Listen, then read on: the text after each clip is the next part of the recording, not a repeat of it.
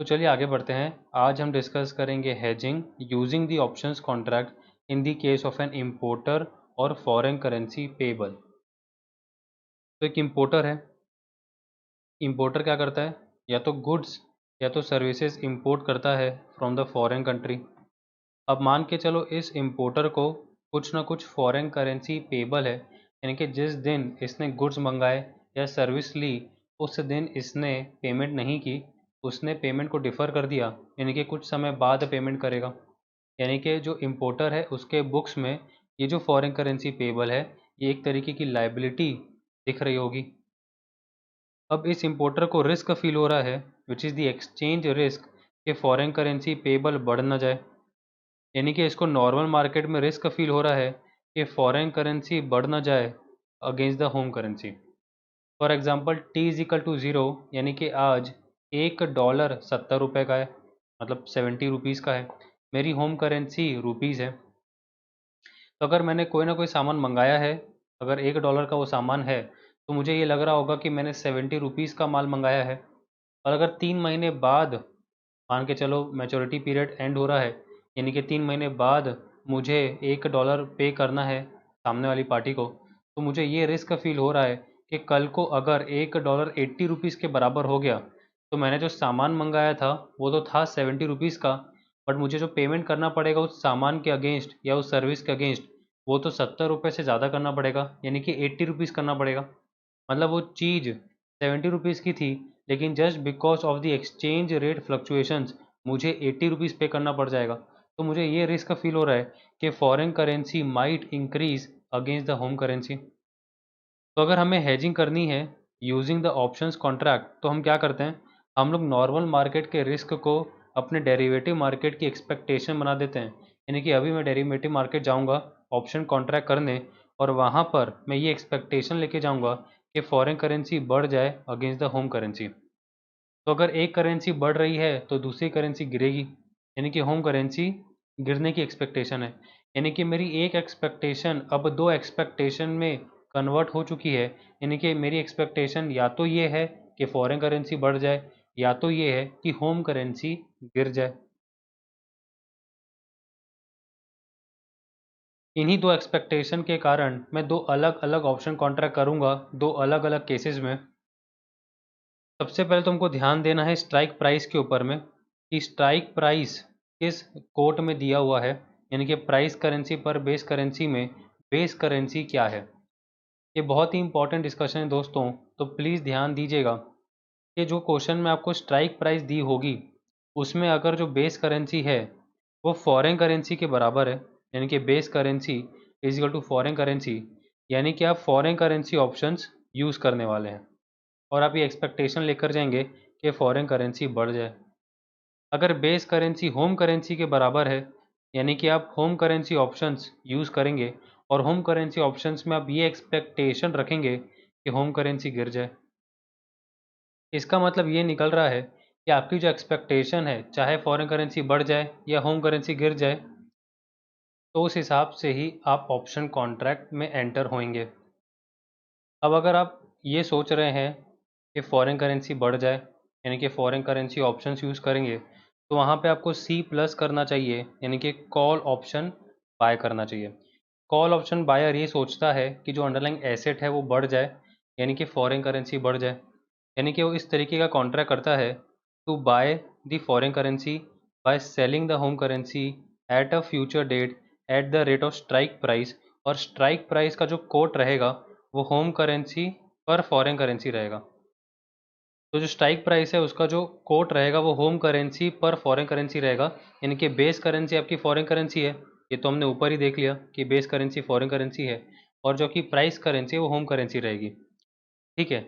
तो अगर आप फिर होम करेंसी ऑप्शंस में जाते हैं, यानी कि आपकी जो बेस करेंसी है वो होम करेंसी दी हुई है, यानी कि आप होम करेंसी ऑप्शंस यूज़ करने वाले हैं, तो आप ये एक्सपेक्टेशन लेंगे कि होम करेंसी गिर जाए। तो उसके लिए आपको पी प्लस करना चाहिए, यानी कि पुट ऑप्शन बाय करना चाहिए, क्योंकि पुट ऑप्शन बायर ये चाहता है, यानी कि उसकी जो थिंकिंग प्रोसेस है वो ये रहती है कि जो अंडरलाइंग एसेट है वो गिर जाए। हमारे केस में अंडरलाइंग एसेट होम करेंसी होगी, और वो ये एक्सपेक्टेशन लेके बैठेगा कि जो होम करेंसी वो गिर जाए, तो होम करेंसी ऑप्शन यूज़ करेगा, यानी कि contract to sell the home currency by buying the foreign currency at a future date at the rate of strike price. Strike price का यहाँ पर जो कोट रहेगा वो फॉरेन करेंसी पर होम करेंसी रहेगा। ऐसा इसलिए क्योंकि बेस करेंसी हमारी होम करेंसी है, तो जो प्राइस करेंसी है वो फॉरेन करेंसी बन जाएगी। तो कुल मिला के बात इतनी सी है कि आपको हर बार क्वेश्चन पढ़ने के बाद इस चीज़ पर ध्यान देना है कि जो स्ट्राइक प्राइस क्वेश्चन में दी हुई है उसमें बेस करेंसी कौन सी है। अगर बेस करेंसी फॉरेन करेंसी है तो उसका जो थॉट प्रोसेस है, यानी कि आपके जो एक्शंस होने वाले हैं वो अलग होंगे। और अगर आपकी बेस करेंसी होम करेंसी के बराबर है तो आपका थॉट प्रोसेस कुछ और होगा। ठीक है। तो जैसा कि हमने फ्यूचर्स कॉन्ट्रैक्ट यानी कि करेंसी फ्यूचर्स में देखा था, वहाँ पर लॉट साइज़ का बहुत ज़्यादा इंपॉर्टेंस है। और लॉट साइज़ से समझ में आता है कि होम करेंसी फ्यूचर की बात चल रही है या फॉरेन करेंसी फ्यूचर की बात चल रही है। ऑप्शंस के केस में स्ट्राइक प्राइस हमको हेल्प करेगी और स्ट्राइक प्राइस हमको बताएगी कि होम करेंसी ऑप्शंस का क्वेश्चन है या फॉरेन करेंसी ऑप्शन का क्वेश्चन है। बहुत सारे स्टूडेंट्स को जो ऑप्शंस कॉन्ट्रैक्ट होता है यानी कि करेंसी ऑप्शंस होता है फॉरेक्स चैप्टर में, वो इतना ज़्यादा कंफ्यूज करता है जिसकी कोई हद नहीं है।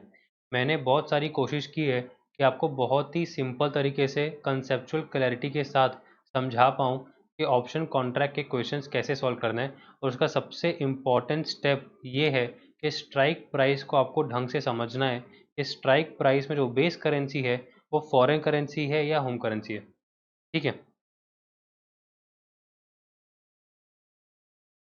अब अगर आप फॉरेन करेंसी ऑप्शंस में जाते हैं या फिर आप होम करेंसी ऑप्शंस में जाते हैं तो वहाँ पर आपके अलग अलग केस बनेंगे। पहले डिस्कस करते हैं फॉरेन करेंसी ऑप्शंस।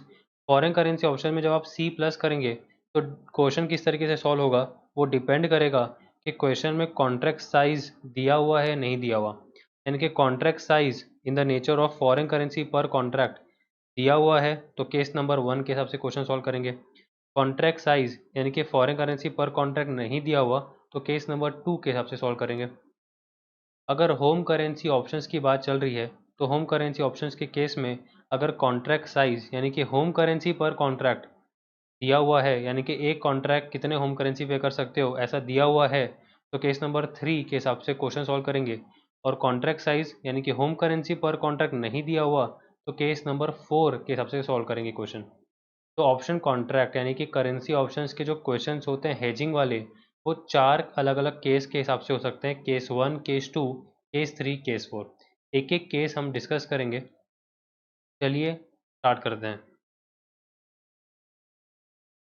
सबसे पहला केस हमारे सामने आ रहा है केस नंबर 1, जहाँ पे आप फॉरेन करेंसी ऑप्शंस यूज़ करेंगे। ऐसा क्यों? क्योंकि जो स्ट्राइक प्राइस है उसमें जो बेस करेंसी है वो फॉरेन करेंसी के बराबर है। तो हम यहाँ पे सी प्लस करके चलेंगे, यानी कि कॉल ऑप्शन बाय करेंगे। यानी ये एक्सपेक्टेशन लेके बैठेंगे कि अंडरलाइंग एसेट बढ़ जाए, यानी कि फॉरेन करेंसी बढ़ जाए। यानी कि बाय करूँगा foreign currency at a future date.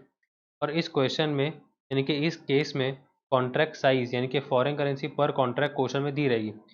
ऐसे केसेस में आपका क्वेश्चन कैसे सॉल्व होगा? तो ऐसे केसेस में सिंस आप एक इम्पोर्टर हैं, हमारी जो जर्नी चालू हुई थी वो एक इम्पोर्टर के डिस्कशन से चालू हुई थी। एक इम्पोर्टर क्या होता है, वो क्या करता है। तो मैंने वहाँ पर आपको बताया था कि एक इम्पोर्टर एक ऐसा बंदा होता है जिसका कोई ना कोई फॉरेन करेंसी पेबल रहता है।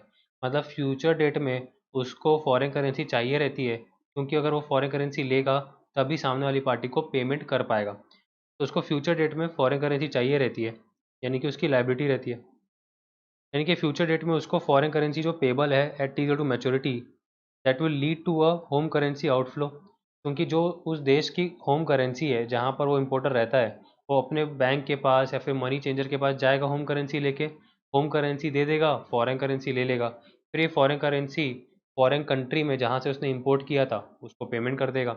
इनके कुल मिला के इम्पोर्टर के केस में होम करेंसी आउटफ्लो होता है at T is equal to maturity. तो ऑप्शंस कॉन्ट्रैक्ट में home currency outflow at T is equal to maturity in the case number 1 कैसे निकलता है? तो वो 3 अलग अलग पार्ट में निकलता है। Home currency outflow part 1, home currency outflow part 2 और home currency outflow part 3। Home currency outflow part 1 में आपका जो अमाउंट आएगा वो eight the rate strike price amount आएगा। होम करेंसी आउटफ्लो यानी कि पार्ट 2 में आपका प्रीमियम अमाउंट आएगा। और होम करेंसी आउटफ्लो पार्ट 3 में कोई बैलेंस अमाउंट अगर अनहेज्ड रह गया है, यानी कि balance unhedged amount if any, वो आपका पार्ट 3 में आएगा। तो जितना भी आपकी जेब से पैसा यानी कि होम करेंसी जानी है T is equal to maturity को, वो 3 अलग अलग पार्ट में जाएगी, part 1, part 2, part 3। Part 1 discuss कर लेते हैं कि पार्ट 1 में मेरे जेब से कितना पैसा जाएगा। तो पार्ट 1 में इफ़ ऑप्शन एक्सरसाइज्ड यानी कि जो कॉल ऑप्शन मैंने किया हुआ है C+, वो अगर मैं एक्सरसाइज कर लेता हूँ तब क्या होगा, तब मैं स्ट्राइक प्राइस के रेट से फॉरेन करेंसी बाय कर लूँगा। यानी कि strike price which is in the nature of home currency पर foreign currency multiply by the contract size जो क्वेश्चन में दी रहेगी foreign currency per contract multiply by number of contracts. और नंबर ऑफ कॉन्ट्रैक्ट कैसे निकलता है, तो ये निकलता है foreign currency payable amount divided by contract size which is in the nature of foreign currency per contract. तो सबसे पहले आप क्या करेंगे, सबसे पहले आप नंबर ऑफ कॉन्ट्रैक्ट्स निकाल लेंगे by using the formula foreign currency payable amount divided by contract size which is foreign currency per contract. तो एक कॉन्ट्रैक्ट में कितनी फॉरेन करेंसी कवर्ड है अगर वो पता चल जाए और ये पता हो कि टोटल फॉरेन करेंसी पेबल कितनी है, तो आप नंबर ऑफ कॉन्ट्रैक्ट्स निकाल सकते हैं। और number of contracts multiply by the contract size foreign currency per contract and then multiply by the strike price which is in the nature of home currency per foreign currency से आपका part 1 home currency outflow आ जाएगा। ठीक है। अब part 2 में premium amount आपका outflow है। ऐसा इसलिए है क्योंकि मैंने आपको बताया हुआ था कि दो तरह के पार्टीज होती हैं, एक होता है ऑप्शन बायर, एक होता है ऑप्शन सेलर। ऑप्शन बायर वो पार्टी होती है जिसके पास राइट होता है, यानी कि यहाँ पे सिंस मैंने कॉल ऑप्शन बाय किया है मेरे पास राइट है, और ये राइट पाने के लिए यानी कि ये राइट इन्जॉय करने के लिए मुझे कुछ ना कुछ प्रीमियम पे करना पड़ता है। ये जो प्रीमियम है ये भी मेरे लिए आउटफ्लो होगा। तो this outflow will be equal to premium home currency per foreign currency multiply by the contract size foreign currency per contract multiply by the number of contracts। तो प्रीमियम आपका जो अमाउंट क्वेश्चन में दिया रहेगा home currency पर foreign currency, उसको आप contract size से मल्टीप्लाई करेंगे which is foreign currency per contract multiply by number of contracts. यहाँ पर इंटरेस्ट ऑन प्रीमियम क्वेश्चन में नहीं दिया हुआ है, इसलिए मैंने यहाँ पे इंटरेस्ट ऑन प्रीमियम का डिस्कशन नहीं किया। यूजुअली केस नंबर 1 में इंटरेस्ट ऑन प्रीमियम की बात नहीं की होती, इसलिए मैंने यहाँ पे फॉर्मूले में भी इसको फैक्टर इन नहीं किया। क्योंकि अगर आप एक चीज़ समझेंगे, आपका जो आउटफ्लो होने वाला है हम डिस्कस करें T equal to maturity, but premium amount तो टी इक्वल टू 0 में ही पे करना पड़ता है। तो अगर मैं टी इक्वल टू 0 को कुछ प्रीमियम अमाउंट पे करूँगा और सिंस एसएफएम में हम ये मान के चलते हैं कि मेरी जेबें खाली हैं, मेरे पास खुद का कोई पैसा नहीं है, तो मैं बोरोइंग करूँगा which is equal to the premium amount, और टी इक्वल टू 0 से लेकर के टी इक्वल टू मैच्योरिटी का मुझे इंटरेस्ट भी पे करना पड़ेगा। तो यहाँ पर मैंने इंटरेस्ट ऑन प्रीमियम को इग्नोर इसलिए किया क्योंकि केस नंबर 1 के क्वेश्चंस में यूजुअली इंटरेस्ट ऑन प्रीमियम का डेटा नहीं दिया रहता, इसलिए मैंने यहाँ पे डिस्कस नहीं किया। अगर वो दिया रहेगा तो हम लोग क्या करेंगे, हम लोग प्रीमियम यानी कि होम करेंसी पर foreign currency multiply by the contract size foreign currency per contract multiply by number of contracts, ये जो अमाउंट आएगा ये अमाउंट मेरा टी इज इक्वल टू 0 को आएगा और इस पर इंटरेस्ट कैलकुलेट करेंगे और वो भी ऐड करेंगे। ठीक है। तो ये तो हो गया प्रीमियम का डिस्कशन। ये भी मेरा एक तरीके का आउटफ्लो है क्योंकि मैं C+ कर रहा हूँ। तीसरा आता है home currency outflow part 3, balance unhedged amount if any. इसका मतलब ये है कि आप जो कॉन्ट्रैक्ट करने जा रहे हैं, यानी कि ये फॉर्मूला यूज़ करेंगे आप, तो आप नंबर ऑफ कॉन्ट्रैक्ट्स कैलकुलेट करेंगे, तो ज़रूरी नहीं है कि जितना भी आपका फॉरेन करेंसी पेबल अमाउंट है उसके सारे के सारे कॉन्ट्रैक्ट हो जाएं।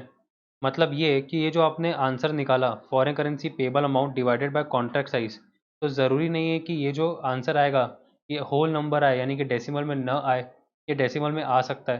तो अगर डेसिमल में आएगा तो जो डेसिमल वाला पोर्शन है उसको मुझे हटाना पड़ेगा, क्योंकि जो भी मुझे कॉन्ट्रैक्ट करना है वो तो होल नंबर पे करना है, डेसिमल नंबर पे जो कॉन्ट्रैक्ट है वो तो नहीं किया जा सकता।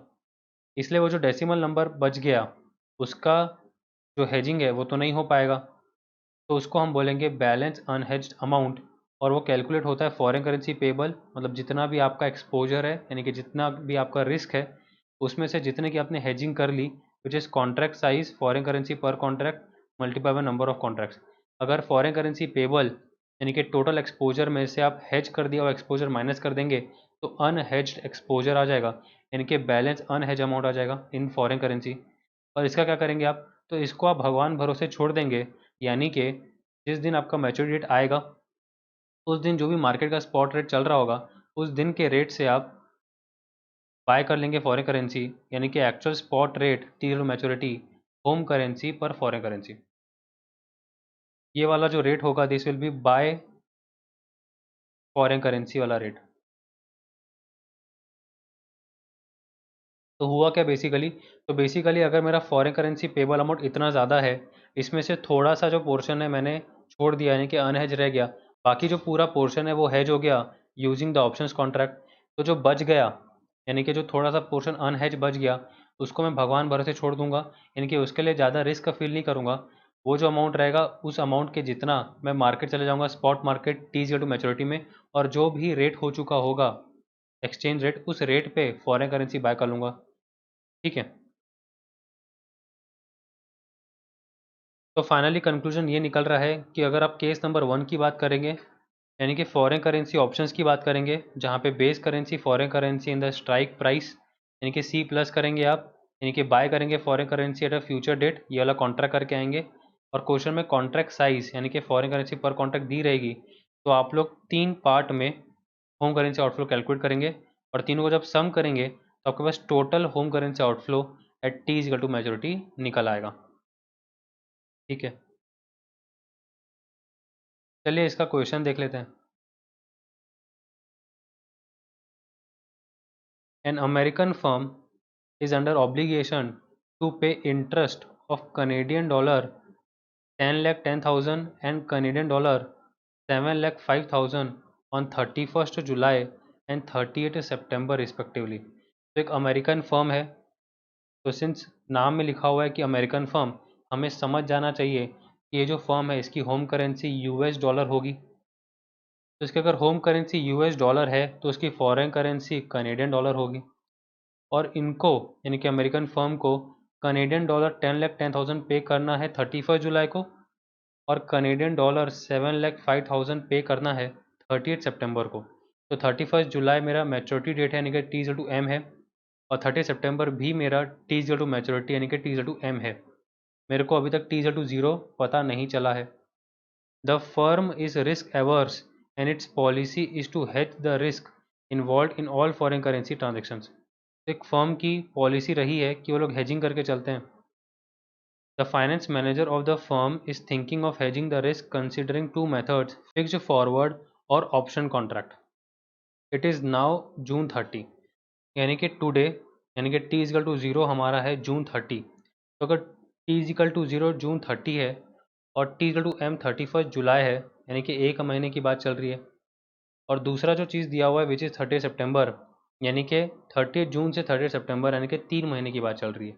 तो या तो मैं एक महीने का कोई ना कोई कॉन्ट्रैक्ट करूँगा और दूसरा वाला 3 महीने का कॉन्ट्रैक्ट करूँगा।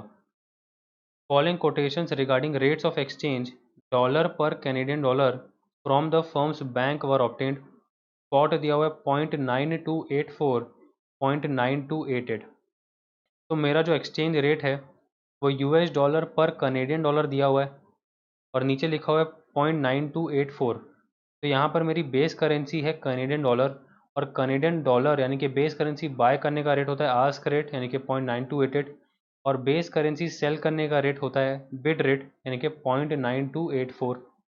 1 मंथ फॉरवर्ड रेट दिया हुआ है 0.9301, और 3 मंथ फॉरवर्ड रेट दिया हुआ है 0.9356। आप नोटिस करेंगे तो जो 1 मंथ फॉरवर्ड और 3 मंथ फॉरवर्ड दिया हुआ है वो सिंगल रेट दिया हुआ है। इसका मतलब ये निकल रहा है कि यही रेट आस्क रेट है और यही रेट बिड रेट है। Price for a Canadian dollar per US dollar option on a US stock exchange cents per Canadian dollar payable on purchase of the option, contract size Canadian dollar 50,000 are as follows. Strike price दिया हुआ है US dollar per Canadian dollar 0.93, 0.94, 0.95। ठीक है, तो ये जो आपको 0.93, 0.94 और 0.95 दिया हुआ है ये स्ट्राइक प्राइस है डॉलर पर कैनेडियन डॉलर, यानी कि US dollar per Canadian dollar. यहाँ पर आपको 2 मिनट रुकना है, क्योंकि ऑप्शन कॉन्ट्रैक्ट के केस में जब भी स्ट्राइक प्राइस दी रहेगी फॉरेक्स चैप्टर में, आपको उस समय थोड़ा सा सब्र से काम लेना है। यानी कि यहाँ पे सबसे पहले तो आपको ये देखना है कि आपका जो कोट दिया हुआ है कैसा कोट दिया हुआ है। मेरा यहाँ पे बेस करेंसी कैनेडियन डॉलर है, और मैंने आपको बताया था कि जो कैनेडियन डॉलर है वो मेरी फॉरेन करेंसी है। तो ये बात तो क्लियर हो गई कि यहाँ पे जो कोट दिया हुआ है वहाँ पे base currency is equal to foreign currency. जब बेस करेंसी फॉरेन करेंसी होती है वहाँ पर हम लोग फॉरेन करेंसी ऑप्शंस का क्वेश्चन बना रहे होते हैं, मतलब ये क्वेश्चन फॉरेन करेंसी ऑप्शंस का है पहली बात। यानी कि हम लोग यहाँ पे सी प्लस करेंगे, यानी कि कॉल ऑप्शन बाय करेंगे, यानी कि एक्सपेक्टेशन लेके बैठेंगे कि फॉरेन करेंसी बढ़ जाए, यानी कि अंडरलाइंग एसेट बढ़ जाए, यानी कि कनेडियन डॉलर बढ़ जाए। पहली बात तो ये। दूसरी बात ये है कि यहाँ पर कौन सा केस लगेगा, केस 1 या केस 2। यहाँ पर केस 1 लगेगा क्योंकि यहाँ पे हमें contract size which is 50,000 Canadian dollar दिया हुआ है, यानी कि फॉरेन करेंसी पर कॉन्ट्रैक्ट दिया हुआ है। तो जिस क्वेश्चन में कॉन्ट्रैक्ट साइज दी रहती है वहाँ पर केस नंबर 1 लगेगा फॉर फॉरेन करेंसी ऑप्शंस। इसको अगर आप कंप्लीट बोलेंगे तो आप बोलेंगे कॉन्ट्रैक्ट साइज कनेडियन डॉलर 50,000 पर कॉन्ट्रैक्ट, मतलब अगर एक कॉन्ट्रैक्ट करना है आपको तो 50,000 कनेडियन डॉलर पे करना पड़ेगा। तो पहली बात तो क्लियर हो गई। दूसरी बात यह है कि कॉल्स एंड पुट के प्रीमियम दिए हुए हैं जुलाई और सितंबर के। तो यहाँ पे जो 1.56, 1.02, 0.65 लिखा हुआ है, फिर यहाँ पे 2.56 नॉट एप्लीकेबल, 1.64 लिखा हुआ है। फिर पुट ऑप्शन में जुलाई का 0.88 नॉट एप्लीकेबल, 1.92 लिखा हुआ है। सितंबर में 1.75 नॉट एप्लीकेबल और 2.34 लिखा हुआ है। तो ये क्या है, ये सेंट्स पर कनेडियन डॉलर है। सेंट्स पर कनेडियन डॉलर मतलब ये होता है कि यूएस सेंट्स पर कनेडियन डॉलर की बात चल रही है। जैसे इंडिया में पैसे होते हैं यानी कि 100 पैसा इज इक्वल टू 1 रुपीज़, वैसे अमेरिका में सेंट्स होते हैं यानी कि 100 cents is equal to 1 dollar.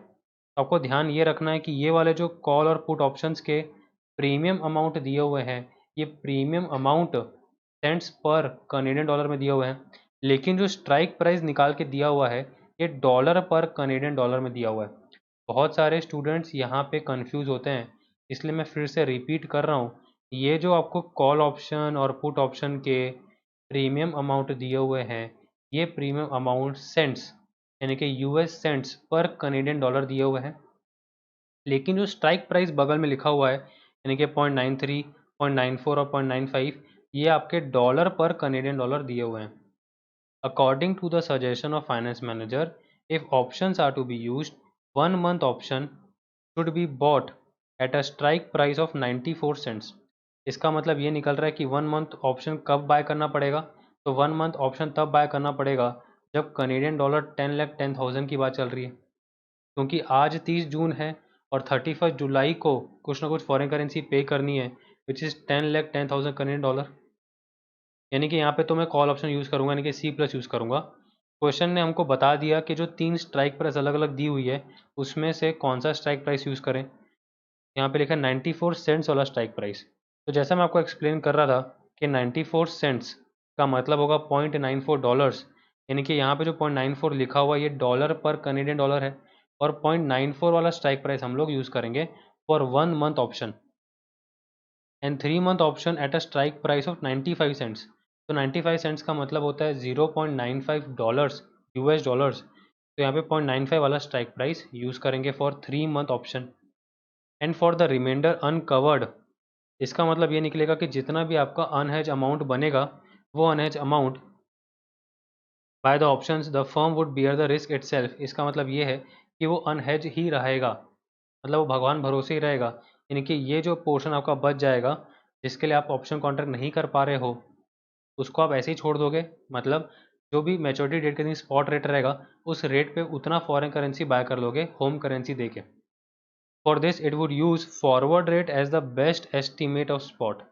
इस लाइन का क्या मतलब है, इस लाइन का ये मतलब है कि जो actual spot rate teaser to maturity हमको चाहिए, मैंने अभी आपको कंसेप्ट सिखाया जिसमें मैंने आपको ये बताया था कि जो अनहेज्ड अमाउंट है उसको आप actual spot rate teaser to maturity के रेट से बाय करेंगे फॉरेन करेंसी। तो जो आपका actual spot rate teaser to maturity होने वाला है that is going to be equal to the actual forward rate टीजिकल टू मैच्योरिटी। ठीक है, transaction cost are ignored. Recommend which of the above two methods would be appropriate for the American firm to hedge its foreign exchange risk on the two interest payments। तो जैसा कि मैं आपको explain कर रहा था कि इम्पोर्टर का केस हो या फिर फॉरेन करेंसी पेबल का केस हो, दोनों की हेजिंग इस तरीके से की जाती है जो मैंने आपको एक्सप्लेन किया। यहाँ पर अमेरिकन फर्म है जिसकी होम करेंसी डॉलर्स है, टी इज इक्वल टू 0 30 जून है, इसको कुछ ना कुछ फॉरेन करेंसी पेबल है, यानी कि कनेडियन डॉलर पेबल है। तो अलग अलग डेट्स को, पहला है Canadian dollar 10,10,000 at T is to maturity and the maturity date here is 31 July, यानी कि आपका जो एन यहाँ पर होगा वो 1 मंथ होगा। Canadian dollar 7,05,000 at T is to maturity, यानी कि 30 सितंबर, यहाँ पर एन आपका 3 मंथ्स का है। क्या एक्सचेंज रिस्क फील हो रहा है? तो एक्सचेंज रिस्क ये फील हो रहा है कि फॉरेन करेंसी बढ़ ना जाए और होम करेंसी गिर ना जाए, यानी कि कनेडियन डॉलर बढ़ ना जाए और यूएस डॉलर गिर ना जाए। हमको दो ऑप्शन दिए हुए हैं कि फॉरवर्ड कॉन्ट्रैक्ट हेजिंग करके बताओ या फिर ऑप्शन कॉन्ट्रैक्ट हेजिंग करके बताओ कि कौन सा फर्म के लिए एडवांटेजेस होने वाला है, यानी कि कौन सा अप्रोप्रिएट होने वाला है टू द अमेरिकन फर्म। इसका मतलब ये निकलेगा कि यहाँ पर हमको ये चीज़ निकालनी है कि फॉरवर्ड कॉन्ट्रैक्ट हेजिंग करके मेरा होम करेंसी आउटफ्लो कितना हो सकता है, और ऑप्शन कॉन्ट्रैक्ट हेजिंग अगर करते हैं तो मेरा होम करेंसी आउटफ्लो कितना हो सकता है। फिर हम लोग डिसीजन ये लेंगे कि जहाँ पर भी आउटफ्लो कम है, यानी कि लोअर द बेटर, वो वाला हेजिंग का जो रूट है वो अप्रोप्रिएट रहेगा अमेरिकन फर्म के लिए। तो चलिए सबसे पहले तो हम लोग 31 जुलाई वाले एक्सपोजर की बात कर लेते हैं, जहाँ पर फॉरेन करेंसी पेबल अमाउंट है कनेडियन डॉलर 10,10,000 1.1, यानी कि फॉरवर्ड कॉन्ट्रैक्ट हेजिंग की अगर बात करेंगे तो बाय करना चाहिए फॉरेन करेंसी, यानी कि कनेडियन डॉलर फॉरवर्ड। क्योंकि अगर मेरी एक्सपेक्टेशन है कि फॉरेन करेंसी बढ़ जाए डेरिवेटिव मार्केट में, तो मुझे फॉरेन करेंसी फॉरवर्ड बाय कर लेना चाहिए, यानी कि contract to buy the foreign currency at a future date. तो यहाँ पे मैं बाय कर लूँगा फॉरेन करेंसी फॉरवर्ड, यानी कि बाय कर लूँगा कनेडियन डॉलर फॉरवर्ड। 1 मंथ का एक्चुअल फॉरवर्ड रेट, यानी कि यूएस डॉलर पर कनेडियन डॉलर दिया हुआ है यूएस डॉलर 0.9301 पर कनेडियन डॉलर, यहाँ पर ओ माई गॉड नहीं है। तो home currency outflow at T to maturity in the case of forward contract कितना रहेगा? तो that will be Canadian dollar 10,10,000 multiply by US dollar 0.9301 पर कनेडियन डॉलर कट जाएगा, आंसर होम करेंसी में आएगा, यानी कि यूएस डॉलर 939401। तो अगर मैं फॉरवर्ड कॉन्ट्रैक्ट करता हूँ तो मेरा 939401 यूएस डॉलर आउटफ्लो हो सकता है एट टी मैच्योरिटी, यानी कि ऑन 31 जुलाई। 1.2 देख लेते हैं, which is option contract hedging. तो ऑप्शन कॉन्ट्रैक्ट हेजिंग जैसा हम डिस्कस कर रहे थे कि जो मेरी रिस्क होती है नॉर्मल मार्केट की, उसी को मैं अपनी एक्सपेक्टेशन बना देता हूँ डेरिवेटिव मार्केट का, यानी कि मुझे रिस्क फील हो रहा है कि फॉरेन करेंसी बढ़ ना जाए या फिर होम करेंसी गिर ना जाए, तो मैं एक्सपेक्टेशन बना दूंगा डेरिवेटिव मार्केट की, फॉरेन करेंसी बढ़ जाए या होम करेंसी गिर जाए। इसी से हम लोग हेजिंग कर पाते हैं। स्ट्राइक प्राइस का कोट हमने देखा यूएस डॉलर पर कनेडियन डॉलर है। कनेडियन डॉलर मेरी बेस करेंसी दी हुई है और मेरी बेस करेंसी यहाँ पे फॉरेन करेंसी है, यानी कि ये जो क्वेश्चन है ये फॉरेन करेंसी ऑप्शन का क्वेश्चन है। ये बहुत ही इंपॉर्टेंट स्टेप है दोस्तों। ये वाला स्टेप अगर आप अच्छे से समझ लें तो आगे की जर्नी आपके लिए बहुत आसान होने वाली है। तो ये फॉरेन करेंसी ऑप्शन का क्वेश्चन है। फॉरेन करेंसी ऑप्शन के केस में हम लोग कॉल ऑप्शन बाय करते हैं, यानी कि सी प्लस करते हैं, यानी कि हम एक्सपेक्टेशन लेते हैं कि अंडरलाइंग एसेट बढ़ जाए, यानी कि फॉरेन करेंसी बढ़ जाए, यानी कि कनेडियन डॉलर बढ़ जाए। कॉन्ट्रैक्ट साइज क्वेश्चन में दी हुई है 50,000 कनेडियन डॉलर पर कॉन्ट्रैक्ट, यानी कि एफसी पर कॉन्ट्रैक्ट। तो दिस इज केस 1 क्वेश्चन। तो 4 अलग अलग केस मैंने आपके सामने रखे थे थोड़ी देर पहले, उसमें से केस नंबर 1 का क्वेश्चन है ये। चलिए सॉल्व करते हैं आगे।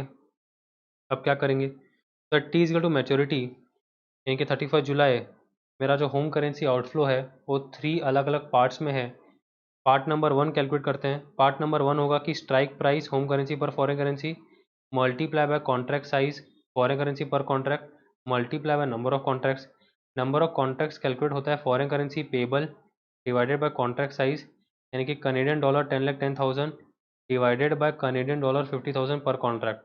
आंसर आएगा 20.20। तो 20.20 कॉन्ट्रैक्ट मैं नहीं कर सकता, मैं 20 कॉन्ट्रैक्ट कर सकता हूँ। ठीक है, तो 20 कॉन्ट्रैक्ट अगर मैं करूँगा तो कितना मेरा हेजिंग हो जाएगा यूजिंग दी ऑप्शंस? तो मेरा हेजिंग हो जाएगा कनेडियन डॉलर 50,000 पर कॉन्ट्रैक्ट इंटू 20 कॉन्ट्रैक्ट्स, यानी कि 10 लाख कनेडियन डॉलर्स की हेजिंग हो जाएगी यूजिंग दी ऑप्शंस। बट मेरा एक्सपोजर कितना है? मेरा एक्सपोजर तो 10,10,000 कनेडियन डॉलर का है, मतलब मेरा जो पूरा रिस्क है फॉरेन एक्सचेंज का जो रिस्क है वो कनेडियन डॉलर 10,10,000 का है। बट मैंने हेजिंग कितनी की, मैंने हेजिंग सिर्फ कनेडियन डॉलर 10 लाख की, तो बाकी 10,000 कनेडियन डॉलर का क्या होगा, तो जो बैलेंसिंग फिगर बचा यानी कि Canadian dollar 10 lakh 10,000 minus Canadian dollar 10 lakh यानी कि 10,000 Canadian dollar, this is the balance unhedged amount. मतलब इसको मैं भगवान भरोसे छोड़ दूंगा, यानी कि 10,000 कनेडियन डॉलर का रिस्क फील नहीं करूंगा। मैच्योरिटी डेट के दिन जो भी स्पॉट रेट चल रहा होगा उस स्पॉट रेट पे फॉरेन करेंसी यानी कि कनेडियन डॉलर 10,000 बाय कर लूंगा, और जितना भी होम करेंसी बनेगा वो पे करके आ जाऊंगा। Now home currency outflow part 1 calculate होगा यूएस डॉलर 0.94 पर कनेडियन डॉलर। ऐसा इसलिए क्योंकि 94 सेंट्स लिखा था, यहाँ पर 94 सेंट्स लिखा था फॉर 1 मंथ ऑप्शन, और यहाँ पे 0.94 डॉलर की बात चल रही है, तो दोनों एक ही चीज़ है। मल्टीप्लाई बाय कनेडियन डॉलर 50,000 पर कॉन्ट्रैक्ट इंटू 20 कॉन्ट्रैक्ट्स, तो कनेडियन डॉलर कैंसिल हो जाएगा, कॉन्ट्रैक्ट कैंसिल हो जाएगा, आंसर यूएस डॉलर में आएगा which is home currency US dollar 9,40,000। तो अगर आप ऑप्शन यानी कि कॉल ऑप्शन एक्सरसाइज करते हैं तो आप 9,40,000 डॉलर्स दे देंगे, यूएस डॉलर दे देंगे और कनेडियन डॉलर ले लेंगे।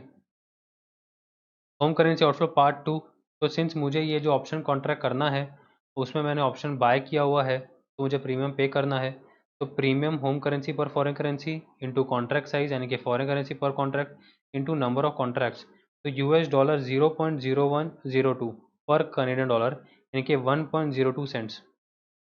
ऐसा क्यों किया, ऐसा इसलिए किया क्योंकि अगर आप नोटिस करेंगे 0.94 अगर स्ट्राइक प्राइस है और कॉल ऑप्शन की बात चल रही है और 1 मंथ कॉल ऑप्शन की बात चल रही है, तो प्रीमियम अमाउंट लिखा हुआ है 1.02, बट इसे पढ़ना कैसे है, इसे पढ़ना है 1.02 सेंट्स पर कनेडियन डॉलर। तो अगर ये सेंट्स में है विच इज़ 1.02, अगर सेंट्स में है तो इसे मुझे डिवाइड करना पड़ेगा 100 से to convert it into dollars, US dollars, तो यूएस डॉलर 0.0102 आ जाएगा पर Canadian dollar into Canadian dollar 50,000 पर contract into 20 contracts, Canadian dollar cancel, contract cancel हो जाएगा, आंसर आएगा यूएस डॉलर 10,200। तो this is home currency outflow part 2। Now home currency outflow part 3, which is the balance unhedged amount foreign currency multiply by the actual spot rate till to maturity home currency पर foreign currency। थोड़ी देर पहले हमने ये balance unhedged amount निकाला था यानी कि 10,000 Canadian dollar, इसकी हेजिंग नहीं की जाएगी, इसको भगवान भरोसे छोड़ दिया जाएगा। यानी कि यहाँ पे आपका जो होम करेंसी आउटफ्लो पार्ट 3 निकलेगा वो निकलेगा Canadian dollar 10,000 multiply by US dollar 0.9301। ऐसा क्यों किए, ऐसा इसलिए किया क्योंकि हमें यहाँ पे एक्चुअली में मल्टीप्लाई तो करना है एक्चुअल स्पॉट रेट से, बट क्वेश्चन हमसे कहता है कि इसे आप एक्चुअल फॉरवर्ड रेट के बराबर ही मानो, यानी कि for this it would use forward rate as the best estimate of spot. इसका मतलब यही निकल रहा है कि टी टू मैच्योरिटी का एक्चुअल स्पॉट रेट को ही आप एक्चुअल फॉरवर्ड रेट मानो, यानी कि 0.9301, ये रहा 0.9301 पर कनेडियन डॉलर मानो।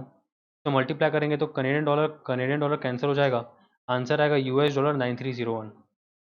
तो जो आपको होम करेंसी आउटफ्लो होने वाला है using the options contract at T to maturity, वो 3 अलग अलग पार्ट में होने वाला है, part 1 plus part 2 plus part 3, US dollar 9,40,000 plus US dollar 10,200 plus US dollar 9301, total US dollar 959,501।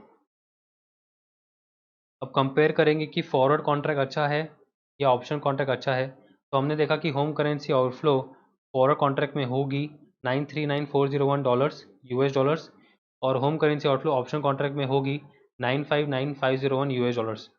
तो आउटफ्लो हमेशा लोअर द बेटर अच्छा होता है, यानी कि जितना कम आउटफ्लो हो उतना अच्छा होगा। तो हमने ये पाया कि फॉरवर्ड कॉन्ट्रैक्ट में आउटफ्लो कम होगा as compare to options contract. So forward contract T to maturity 31 जुलाई वाला हेजिंग करना अप्रोप्रिएट रहेगा। ठीक है,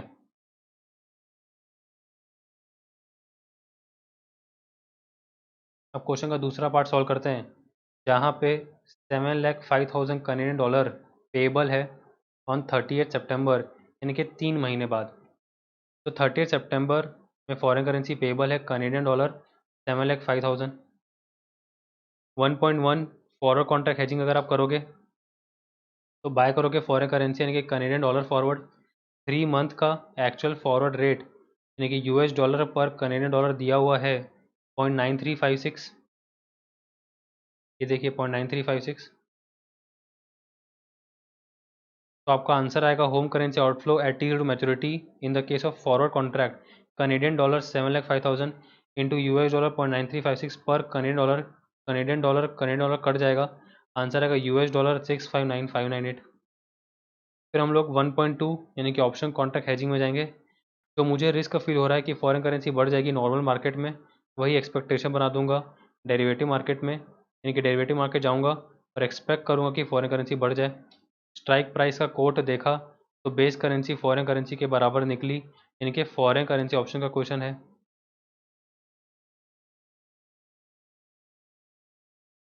यानी कि सी प्लस करूंगा, यानी कि बाय करूंगा कॉल ऑप्शन, और क्वेश्चन में कॉन्ट्रैक्ट साइज दी हुई है 50,000 कनेडियन डॉलर पर कॉन्ट्रैक्ट, यानी कि एफसी पर कॉन्ट्रैक्ट। तो केस नंबर 1 के हिसाब से क्वेश्चन सॉल्व होगा। एट टी टू मैच्योरिटी मेरा जो होम करेंसी आउटफ्लो है वो 3 पार्ट में होगा, part 1, part 2, part 3। Part 1 calculate होगा strike price multiply by contract size multiply by number of contracts, foreign currency payable divided by contract size करेंगे तो number of contracts आ जाएगा। Canadian dollar 7,05,000 divided by Canadian dollar 50,000 पर contract, तो यहाँ पे 14.10 answer आ रहा है, लेकिन मैं सिर्फ 14 कॉन्ट्रैक्ट्स ही कर सकता हूँ, यानी कि कितने की हेजिंग कर सकता हूँ, तो मैं कर सकता हूँ कनेडियन डॉलर 50,000 पर कॉन्ट्रैक्ट इंटू 14 कॉन्ट्रैक्ट्स, यानी कि कनेडियन डॉलर 7 लाख का ही हेजिंग कर सकता हूँ यूजिंग दी ऑप्शंस। तो इतने की हेजिंग कर सकता हूँ, यानी कि 7 लाख कनेडियन डॉलर की ही हेजिंग कर सकता हूँ। तो बैलेंसिंग फिगर कितना बचा, तो वो बचा Canadian dollar 7,05,000 minus Canadian dollar 7 lakh, तो कनेडियन डॉलर 5,000 बच गया। This is the balance unhedged amount, यानी कि भगवान भरोसे ये अमाउंट छोड़ देंगे। Now home currency outflow part 1, US dollar 0.95 पर Canadian dollar, this is the 95 cents. Question में यहाँ पे 95 सेंट्स लिखा था और यहाँ पे 0.95 लिखा था, दोनों एक ही चीज़ है। तो यूएस डॉलर 0.95 पर Canadian dollar into Canadian dollar 50,000 पर contract into 14 contracts, US dollar 665,000। Home currency outflow part 2, premium into contract size into number of contracts, तो US dollar 0.0164, this is the 1.64 cents. तो 0.95 अगर स्ट्राइक प्राइस है, call option की बात चल रही है सितंबर वाले कॉन्ट्रैक्ट की, तो 1.64 है प्रीमियम, तो 1.64 सेंट्स है। इसे डॉलर में कन्वर्ट करेंगे तो 1.64 अपॉन 100 तो आएगा 0.0164 मल्टीप्लाई बाय 50,000 मल्टीप्लाई बाय 14, तो US dollar 11,480। Home currency outflow part 3, तो balance unhedged amount which is 5,000 Canadian dollar into US dollar 0.9356, US dollar 4678। Total home currency outflow at the maturity under the options contract is part 1 plus part 2 plus part 3, यानी कि 665,000 plus 11,480 plus 4678, total आ जाएगा 681,158। फिर compare करेंगे forward contract और option contract को। Forward contract में outflow होगा 659,598 का, ऑप्शन कॉन्ट्रैक्ट में आउटफ्लो होगा 681,158 का। आउटफ्लो हमेशा लोअर द बेटर अच्छा होता है, तो यहाँ पर भी हम लोग फॉरवर्ड कॉन्ट्रैक्ट यूज़ करेंगे 30 सितंबर वाला, that is forward contract hedging would be appropriate as compare to options contract. तो इस तरीके से आपका क्वेश्चन सॉल्व होता है करेंसी ऑप्शंस के हेजिंग का।